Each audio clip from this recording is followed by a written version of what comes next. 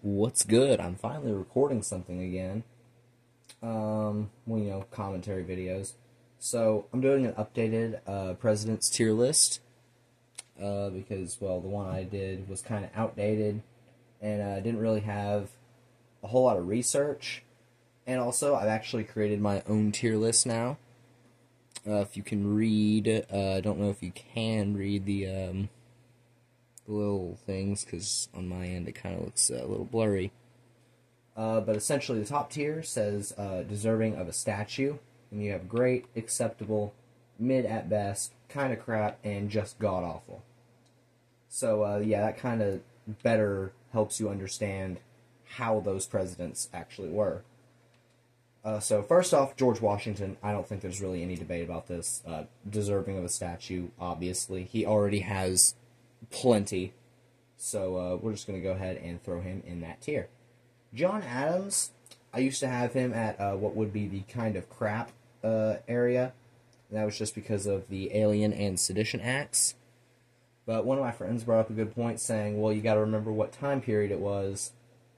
And I mean, that doesn't really fully justify the signing of that act, of those acts. I think there were 3 or 4 of them. But it still does, kind of make me go a little more lenient on him. So I've bumped him up to mid at best because he did have some good, he did have good foreign policy. So he does have that going for him. Thomas Jefferson, great. Want to talk about foreign policy, Thomas Jefferson is your guy for foreign policy. Maybe the purchase of the Louisiana Territory was a little bit, and maybe you could bump him down to acceptable because of the Embargo Act of 1807. But, overall, I still think Thomas Jefferson was a very great president. James Madison, he was acceptable. He got us into the War of 1812, which, pretty bad, but he did also ensure an American victory in the War of 1812, so that's kind of forgiven-ish. James Madison, other than that, he was kind of just mediocre, but War of 1812 does kind of boost his name a little bit. Monroe is also going to go in this great category, simply for the Monroe Doctrine, which, didn't really prohibit, but it kind of swayed Europeans away from American, from sticking their nose in the Americas, which would be kind of hypocritical later, as America would do the same thing in areas like the Middle East and Europe, but Monroe did not know that at the time, so can't really attack him for it. J.Q. Adams. Okay, now this one, I'll put him in the same tier as his father, mid at best. John Quincy Adams didn't really do much when he was president, and I do probably attack him a little bit more than I should for the corrupt bargain, which got him the presidency in the first place. Really, because in that election, Jackson, who we'll actually get to here in a minute, did get more electoral votes, as well as winning the popular vote, but because he didn't get a majority, they had to vote on it, and then for some reason they decided, hey, John Quincy Adams should actually be president. Don't really get it. Henry Clay, that's one of the oopsies that I think Henry Clay did. Other than that, I mean, Henry Clay wasn't that bad, but he's not on this list since he was never elected president. So, we were just talking about him. Andrew Jackson. Oh boy, where do I start with Jackson? His handling of the nullification crisis, I mean, pretty good. In terms of an actual politician, he was pretty alright. But then there's the Trail of Tears. Yeah, I can't put him anywhere above mid at best. Simply because of the Trail of Tears. I think because of the Trail of Tears, I had him at kind of crap, but, no, if it wasn't for the Trail of Tears, he'd be at acceptable, lean great, honestly. But just because of him kickstarting the Trail of Tears. Speaking of, hello, Martin Van Buren. Yeah, Indian Removal Act, just absolutely not. You're lucky I don't put your boy Jackson in that same tier with you. And honestly, he was kind of a lame duck. Like, other than signing the Indian Removal Act, the rest of his presidency, he was just kind of a lame duck. He didn't really do much, so I mean, I can't really judge him on much else other than the Indian Removal Act, so that's what I'm mostly going to judge him on. William Henry Harrison. Speaking of little to judge on, Harrison, 1 month. 32 days to be exact. Harrison didn't do much, so I kind of have to put him at a mid at best. Because, again, he didn't royally screw up the presidency, but he also didn't really accomplish much. He did give the longest inaugural address in American history, so just for that I'll bump him up to acceptable. John Tyler, I used to have him in just god-awful, but he really didn't do much to hurt the country. I mean, he absolutely did nothing to help it, but he didn't really do much to hurt it either, so I'll put him in kind of crap. Polk, acceptable. Alright, we finally get some good politicians in here. Polk did start an unjustified war against Mexico, sure, but once again, he won that war, and not too many Americans died. Not too many Mexicans died either. And it was just to expand America. But, you know, other than that, Polk's presidency was actually not that bad. And he did decide not to run for a second term, which was probably for the better, because he would die a little bit into what would have been his second term anyway. Zachary Taylor. For this guy, I'm going to put him in... kind of crap. Lean, mid. I mean, I could see why you could put him in the mid at best, but Zachary Taylor was just inexperienced as heck when it came to politics, and especially the presidency, so I can't really put him higher than kind of crap. Millard Fillmore. Fillmore didn't do much. Mid at best. Franklin Pierce. No. Buchanan. Oh God, no. Buchanan. He didn't really do anything to prevent the South from seceding. Because, yes, while Lincoln being elected is what motivated the South to secede, it was in December of 1860 when the South started seceding, specifically on December 20th, when South Carolina did. And Buchanan was still president at that time. He could have stopped it. He could have just been like, hey, nope, this is unacceptable. We're going to send Union troops down to the South to crush this uprising. But he didn't. And that ultimately led to the Civil War being as bad as it was. Sure, it probably would have been like a violent, almost massacre in the South, but I still think I'd prefer that over a 4-year-long brutal civil war that just left much of the nation destroyed and killed. I think it might have killed millions. I'm pretty sure. I know it was thousands, but it may have killed millions. I'm not sure about the death toll of the Civil War, but I know it killed a lot of people, especially for that time. Speaking of Lincoln, once again, no introduction. Everyone knows who Abraham Lincoln is. He is going to be in the deserves a statue, once again, because he already has plenty. Alright, Andrew Johnson. Okay, yeah, we had 2 god-awful presidents in a row, had one of arguably the best president in our nation's history, and then we had arguably the worst. I think Buchanan is the worst, just because, well, he didn't do anything to prevent the Civil War. Andrew Johnson had a horrible outlook on Reconstruction, so boo-hoo Johnson. Grant. Okay, so Grant's tricky. So, yes, his administration was very corrupt. It's more of, he wasn't a bad person, he just made bad decisions in his presidency. For that reason, I'm going to put him in acceptable. He was a good president, not going to lie. But his administration that he appointed wasn't. So that's kind of what does that for him. Rutherford Hayes. Alright, so this one's really changed for me. used to have him at acceptable. I used to think he was a pretty great president. But now that I'm really thinking about it, no. I think I would have preferred Tilden, honestly, over Hayes. And I think I'm going to put Hayes mid at best. I mean, I think Tilden would have been a much better president than Hayes. I mean, like, name one fairly good thing that Hayes did. I will name a bad thing that Hayes did. He ended Reconstruction way too early. Reconstruction ended way earlier than it should have. And that led to a whole lot of racial segregation in the South. Yes, I mean, there was some of it in the North, but mostly in the South. And it was really bad, especially with the KKK. And Reconstruction going on for longer would have kind of helped that. But because of Hayes, he had to end Reconstruction just to be the president. So, yeah, just thumbs down Hayes.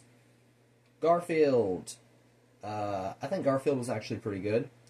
Can't put him in great because, once again, wasn't in office long enough to make any notable changes. But in his year and a half, I think, that he was in office for before his assassination, he was pretty good. I mean, yeah, great president. I'm going to put him in the same tier as Harrison. Chester Arthur. Not much to be said about him. I mean, he's honestly really a forgettable president. One of the most forgettable, in fact. Grover Cleveland. Alright, so Cleveland. Where are we going to start with you? Acceptable. Grover Cleveland, acceptable. That's really all that has to be said about him. Benjamin Harrison, very corrupt. I'm going to put him in kind of crap.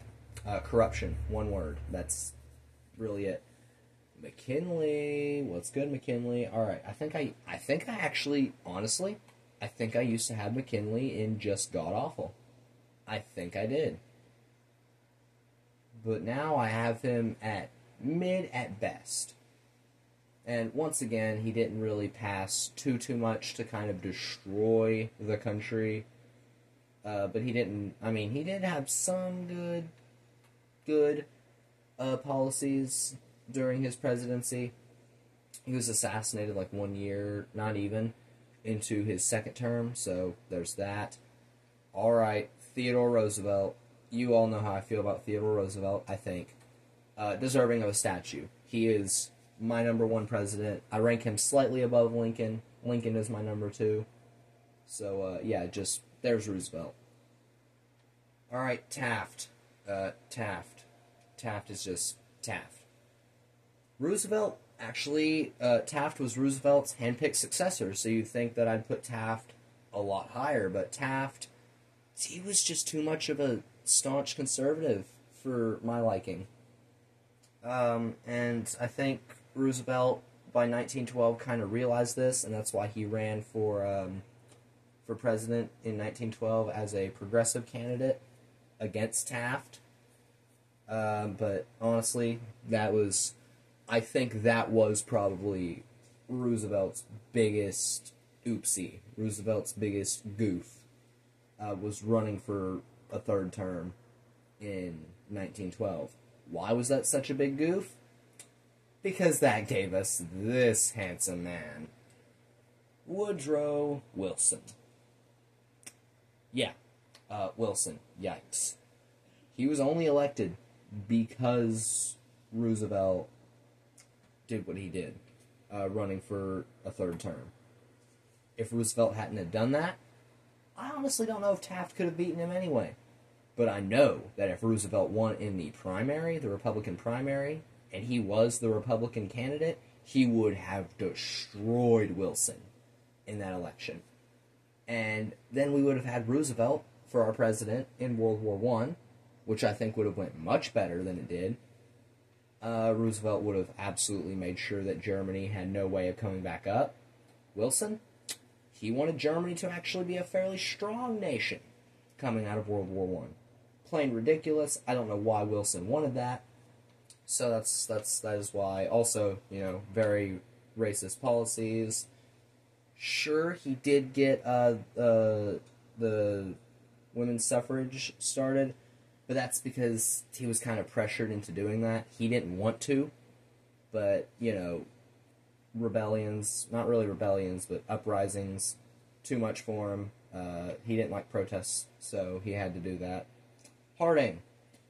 Kind of crap. Harding was just a horrible human being. Not even as, like, a politician, just a horrible human being. He would throw massive beer parties in the White House. Mind you, this was during Prohibition. So, Harding, what are you doing, man? Like, Harding, we need to talk. I mean, Harding did come out and admit that he probably shouldn't have been elected to the presidency. He died 2 years into his presidency. There's that. Because of his death, though, we got Calvin Coolidge. Cool Cal, I think was his nickname. Mid at best. I think I used to have him at great. Definitely isn't deserving of that. I wouldn't even say he's deserving of acceptable. But, you know, mid at best. I think he's, like, upper mid-levels in terms of this ranking. So there's your ranking for Coolidge. Herbert Hoover. Alright, Hoover, there's not much that needs to be said about you. The Great Depression, 1929, tried combating it, absolutely failed. In fact, he probably made it worse. And yeah, so Hoover, just good job. Unemployment rates through the roof. Prices too high for the average American to afford. It honestly almost parallels our current administration, but I'm not going to touch too much on that. So yeah, and now FDR comes along. What's good, FDR? You're acceptable. Alright. FDR, definitely not deserving of a statue. I don't know why he has so many, because he is not deserving of any of them. FDR, he was FDR. Sure, his New Deal policies did help America for that time, but also he put Japanese Americans in concentration camps, and that was kind of a no-go, Mr. Roosevelt. And a whole bunch of other things. He possibly, I'm not going to say he did, but he possibly prolonged the Great Depression by multiple years, which also not great. Because that was one of the worst, if not the worst, economic period in American history. So there's that. Now on to Mr. Truman. Truman, he's known for standing up strongly to communism. He's also known for authorizing the atomic bombings of Japan at the end of World War II. I kind of understand why he made that decision, because, you know, a land invasion would have been brutal, and I won't say impossible, but difficult. Very difficult to pull off. And he also kind of set the precedent for what would be the Cold War, for the future presidents to come after him, to dealing with the Soviets, which was, don't give those darn commies an inch, because they don't deserve a centimeter. Alright, that was kind of his attitude towards the Soviet Union, especially when it came to the Korean War. He did not want to give those commies an inch. Then again, he was also a cool-headed compromiser. He didn't want to obliterate the world with nuclear weapons. But he also did not want communism to win at all. So he kind of had to find that balance, which would prevent the world from being obliterated by nukes, but also keep communism at bay and far away from America's perfect and surely unwar-torn shores. Eisenhower. I actually really like Eisenhower. Eisenhower, he was a very, also strongly against communism. Just a great leader for the time. That was the Cold War. He was also a great general in World War II, but that's besides the point. So, yeah, 3 words. I like Ike. Alright, that's all I'm going to say about him. Kennedy. Alright, Kennedy. So, he's definitely great. Kennedy is definitely great. Is he deserving of a statue? First off, why is Eisenhower in that tier? I don't think he's quite deserving of a statue, but I do think he was great. So Kennedy. Where do we place Kennedy? Alright, why not? Deserving of a statue, that's where I will place Kennedy. Alright, Lyndon B. Johnson. Lyndon B. Johnson, I honestly can't decide if this guy is over or underrated. I'm going to say underrated, honestly. Depending on who you talk to, really. Lyndon Johnson, Civil Rights Act of 1963. Great job, Lyndon B. Johnson. Or was that 64 or 65? I don't know. All I know is Civil Rights Act. And he also gave one of the best speeches, in my opinion, in American history. For that reason, well, Lyndon Johnson, the economy under his administration wasn't great. Vietnam War, that's the thing I was looking for. Yeah, sorry, mid at best for Lyndon B. Johnson. Was good, Nixon. We all know what's happening with Richard Nixon. Watergate scandal. No. Yeah, just Nixon. Honestly, I like Nixon's backstory. He had a good story leading up to his presidency. Lost the election of 1960. Lost the governor election in California.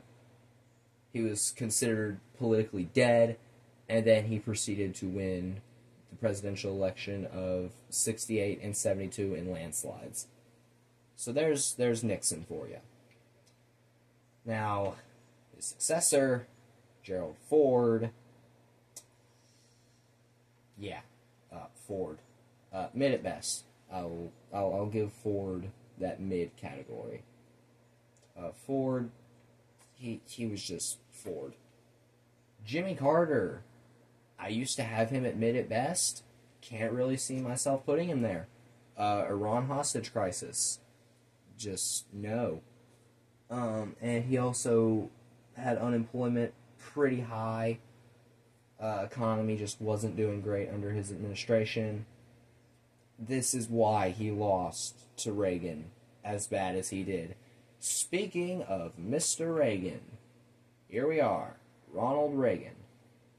Alright, so, depending on who you talk to, Reagan is either the best or the worst president in U.S. history. I'm going to put him somewhere in the middle. Acceptable. Reagan was a very, very strong anti-communist. But he was also, he also met with Chinese and Russian leaders. He actually visited the Soviet Union. And I believe Gorbachev also visited the United States under his administration. Star Wars program, that was something under Reagan. He was very big into space exploration, which I think was a big step for our nation that happened under his administration. Reaganomics. For the time, Reaganomics helped the nation.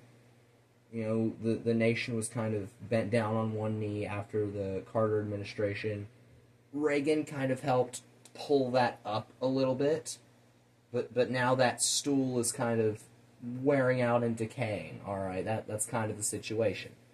So we can't lay on that decaying stool forever. So we gotta get a new economic policy. But yeah, for the time, Reaganomics was an okay compromise. And I don't want to say he single-handedly ended the Cold War, because he didn't. But he was definitely one of the guys that was, he was great for that time where the Cold War was coming to a close, but wasn't over quite yet. And Reagan just kind of helped speed up that process a little bit. Mostly with fiery speeches. And it's like fiery speeches like the 1987 Berlin Wall speech. One of, if not the best, I won't say the best, it's definitely not the best, but it's in my top 3 speeches in American history. Definitely my favorite Cold War speech. That is fact. That speech, chills when you first listen to it. Kennedy's speeches, it honestly kind of almost mimics Kennedy's charisma. And that is a strong thing when delivering strong speeches, that gets this idea in people's heads, especially at that time, that, hey, this system isn't working, we need to tear it down. And that was kind of the message that Reagan helped push through to the German people of East Germany. And it would work. 2 years later, that wall came down, and then a year after that, Germany reunified. And then a year after that, the Cold War ended. So, there's that. Speaking of the end of the Cold War, Mr. Herbert Walker Bushy. So, Mr. Bush, where are we going to put this guy? Mid. That's where we're going to put him. He was alright. Herbert Walker Bush, he didn't really have any, like, major mistakes during his presidency. He didn't have too many big goofs. I think he was just really unpopular. For whatever reason, he was kind of seen as that kind of meh. Like, you know, after the chaos that was the Reagan era, people were expecting, like, a strong, charismatic leader like Reagan, and Herbert Walker Bush just wasn't that. He was kind of just your average politician. He had some good policies. He was definitely a figurehead in ending the Cold War, like Reagan, but he just didn't have that same, you know, evangelical feeling towards the Republican Party and the nation as a whole. So, he was good, but he wasn't great. That's what I have to say about Mr. Bush. Bill Clinton. What's good, Bill Clinton? Mid at best.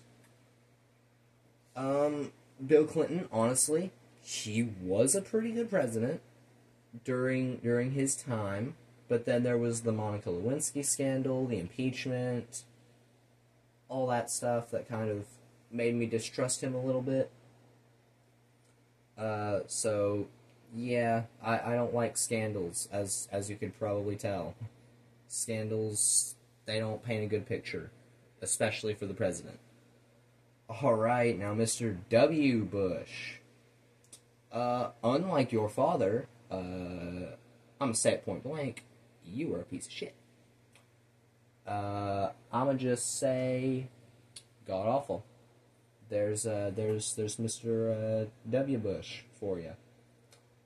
And I can name off a list of reasons. First off, his handling of 9/11, his handling of Hurricane Katrina, the Iraq invasion, the Patriot Act, the No Child Left Behind program. Those are my main 5 reasons. I'm sure there's other things you can find on him, other dirt you can get on him. Alright, Obama. For Obama, his first term, okay. His first term was actually not bad. Second term, the ouchies. Obama, he kind of came into the presidency with this idea of hope, this idea of a new nation, this idea of we're gonna get stuff done. Did he? Not really. His Obamacare program has saved millions of American lives. So good job, Obama. But, I mean, the economy was alright during his administration. Economy wasn't struggling, but it wasn't booming. So I'm going to have to throw him in mid at best. Because of Obamacare, and other than that, he didn't bring all of his promises. So that's for Obama. I can't really dislike the guy, though. I mean, he was an alright president. Alright, now we get into the controversial 2. I was debating whether or not I should even do these 2, but we're going to, because, well, video time. Mr. Trump. Where are we going to put Mr. Trump? He is actually running for president this year, as most of you probably know. If you're watching this video, you probably know that he's running for president. So his first term was 2017 to 2021.